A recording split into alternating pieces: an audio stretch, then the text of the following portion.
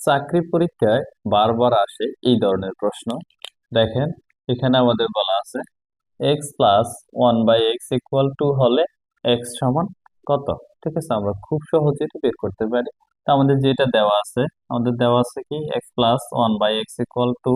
Just আমরা লসাগুটা নির্ণয় করব। তাহলে লসাগু নির্ণয় করলে নিচে হয় আমাদের কি x, তারপর এটা নিচে থাকে 1, 1 দ্বারা x কে ভাগ করলে x, x এর সাথে x গুণ করলে x², এরপরে এই প্লাস দিলাম, x দ্বারা x কে ভাগ করলে 1, 1 এর সাথে 1 গুণ করলে 1, এখানে হয় কত 2।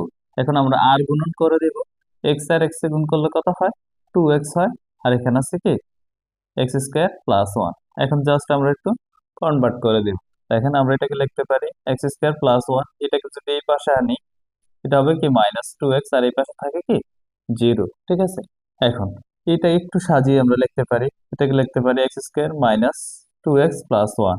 তৃতীয় পদটা দ্বিতীয় পদে আনছি, দ্বিতীয় পদ তৃতীয় পদে নিছি। এখন এটা আমাদের সূত্র হয়, এটা কিসের সূত্র হয় আমরা এই পাশে করি। এটা সূত্র হয় আমাদের a - b² তো এখানে a বলতে x, b বলতে কি 1, তারপর কি হোল স্কয়ার, আর এই পাশ কত 0। এখন দেখেন x - 1 স্কয়ার ওই পাশে নিলে 0 উপরে পড়লে রুট 0ই হবে, কেমন। এরপর আমরা এখানে পাই x কত 1। ঠিক আছে, x এর মান কত আসছে 1। এই যে অপশন আমাদের ক নম্বরে 1 অ্যান্সারটা আছে। ঠিক আছে, এরকম প্রশ্নের সহজ সমাধান পেতে ফলো দিয়ে পাশে থাকুন।